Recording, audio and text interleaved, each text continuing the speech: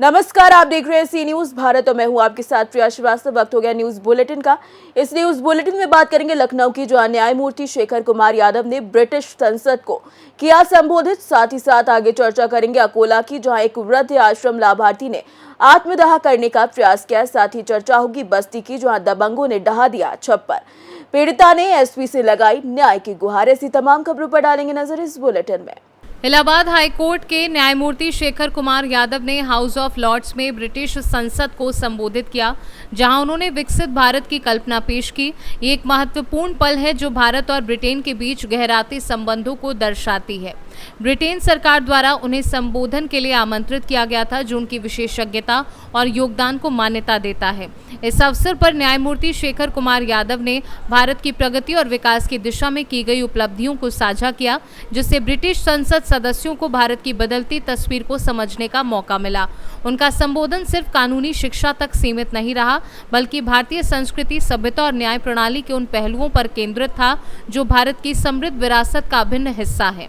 न्यायमूर्ति श्री यादव ने कहा कि ये मंच उन्हें न केवल भारतीय न्यायिक प्रक्रिया की विशिष्टताओं पर प्रकाश डालने का मौका प्रदान करता है, बल्कि भारतीय समाज और उसकी विविधता की गहन समझ को भी प्रस्तुत करने का अवसर देता है।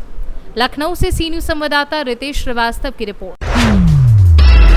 खबर अकोला से है, जहां अकोला मूर्तिजापुर पंचायत समिति अंतर्गत कांडी में आवास वितरण को लेकर समूह विकास अधिकारी ने शिकायत कर जांच की मांग की थी।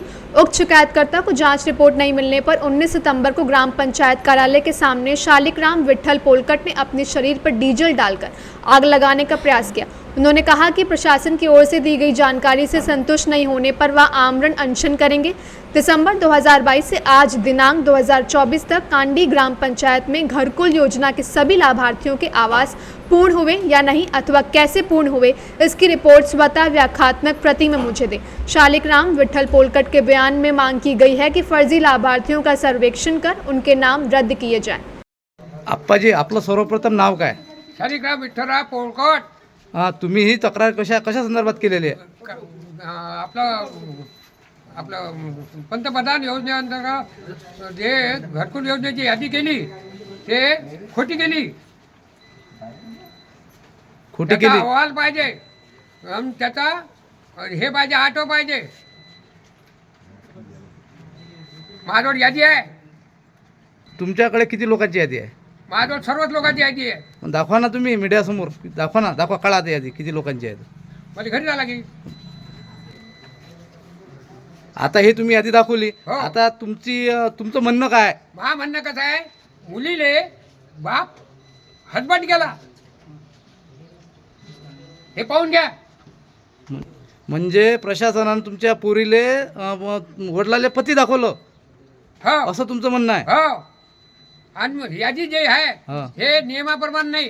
पहिले नियम त्याचा असा आहे की पहिले अपंग, नंतर विधवा, नंतर बाकीची. तुमची तक्रार जे केली याच्यावर पंचायत समितीने काही कारवाई केली नाही का? पुन्हा पंचायत समितीने तक्रार केली ना? हे घ्या ना.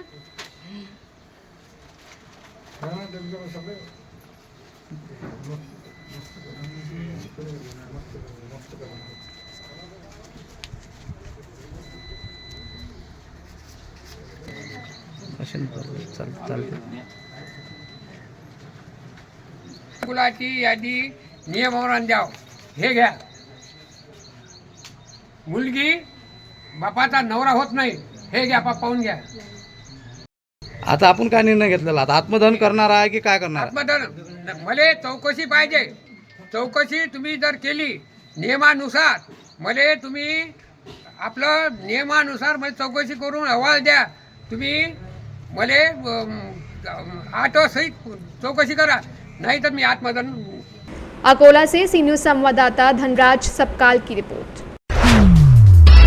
खबर बदायूं से है, जहां बिसौली कोतवाली क्षेत्र के एक गांव में घर में अकेली किशोरी के साथ 4 युवकों पर छेड़छाड़ का आरोप।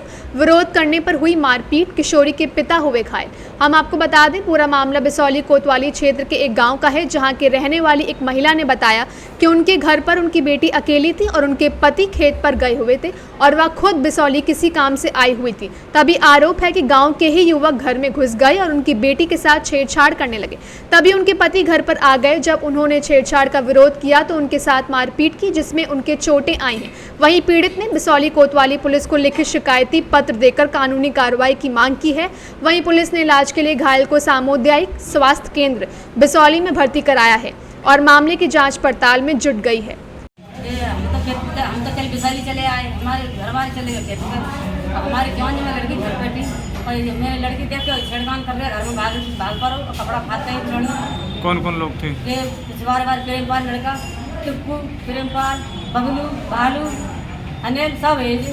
पता मेरी जान जमा लड़की है, मैं घर पर नहीं रहूँगी, मैं किसान आदमी हूँ। फिर क्या हुआ? लड़की ने छेड़छाड़ किया। पता अच्छी बात है ये तेरे बेटी सबके, मेरे भी बेटी उसके भी बेटी, आगे मेरी भी छड़ रहा है, उसी के भी अकेला है। ये नहीं दिखता, आदमी देख के काम नहीं करता। हमारे की अच्छी बात है, किसान आदमी घर पर कैसे बैठे रहेंगे। लड़ाई में चोट फोट लगी? हाँ, लड़ाई बहुत मारपीट करी है, सिगरी चांद सरकार दिया, हाथ पाँव तोड़ दिया। किसके लगी है चोट? हमारे घर वाले की। बताओ, अच्छी बात बताओ, कैसे कमाए खाएंगे। लड़की की शादी करने को बैठे, हमारी छेड़खान कर दी इसने। पुलिस में शिकायत की है? पुलिस में शिकायत कहाँ की है? शिकायत की है? हाँ की है। पुलिस में भी शिकायत की है। बदायूं से सी न्यूज़ संवाददाता प्रताप ठाकुर की रिपोर्ट। खबर बस्ती से है, जहां मुंड्रेवा थाना क्षेत्र के जगदीशपुर मंचरिया निवासिनी कलावती पत्नी भुईलोटन ने पुलिस अधीक्षक को पत्र देकर न्याय की गुहार लगाया है। पत्र में कलावती ने कहा है कि वह सड़क किनारे लगभग 60 साल से छप्पर डालकर जीवन यापन कर रही हैं। 17 सितंबर को गांव के ही दबंगों ने उसके छप्पर को उजाड़कर फेंकने लगे। जब उसकी नातिन आंचल वीडियो बनाने लगी तो उक्त लोगों ने मोबाइल छीन लिया और उसे तथा मुझे मारा पीटा। एसपी को दिए पत्र में कलावती ने कहा है कि उक्त लोग छप्पर में रखा बर्तन, सामान आदि उठा ले गए। उसकी ज़मीन पर वे अपना मकान बनवाना चाहते हैं। उसके पास रहने को कोई घर भी नहीं है। मंड्रेवा पुलिस को घटना की सूचना दी गई, किंतु पुलिस ने कोई कार्यवाही नहीं किया। उसने दोषियों के विरुद्ध मुकदमा दर्ज कराकर न्याय की गुहार लगाया है। यहाँ पुलिस अधीक्षक कार्यालय आई थी, क्या बात है, क्यों आई थी? आ रहे हैं मारने में पकड़ के। कौन मारा है? संचित मारना है। क्यों मारे हैं? 7 साल से है वहाँ जमीन में। अच्छा, जमीन आपका है, वहाँ रह रही है, रहने नहीं दे रहे हैं आपको? हाँ। क्यों नहीं रहने दे रहे हैं? पता नहीं कहाँ रहना। अच्छा, मार पीट रहे हैं आपको? हाँ, जबरदस्ती वो लेना चाह रहे हैं क्या जमीन? बिटियों को मार सकें, दम तो मारी ना मऊ मारी। तो जमीन लेना चाह रहे हैं क्या? नाम क्या है उनका? संचित ना हो, सागर ना हो। कौन सा थाना है? मुंड्रेवा थाना। मुंड्रेवा थाना। थाने में गई थी आप? हाँ। क्या हुआ? नहीं सुना भाई। अच्छा, आज एसपी ऑफिस आए थे, एसपी ऑफिस से क्या कहे एसपी साहब ने? कहीं ना चलो जो नेपाल पटवारी गई हैं। चाहती क्या है आप? लेना चाहती हैं। गांव कौन सा है आपका? मटियरिया। ठीक।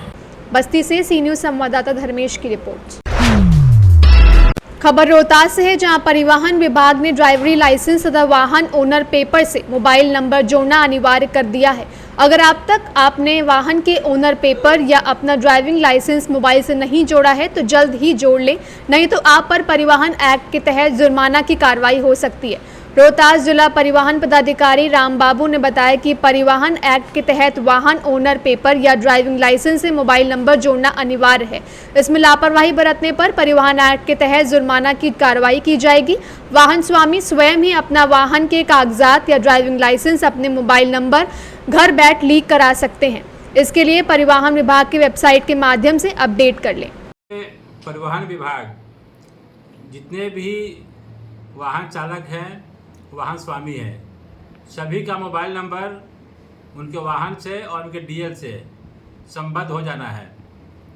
इसके लिए परिवहन विभाग पहले भी निर्देश दिया था और उसके लिए स्वतः मोबाइल नंबर जोड़ने के लिए जो उसका वेबसाइट है, उसका पोर्टल है, बहुत ही क्लियर है।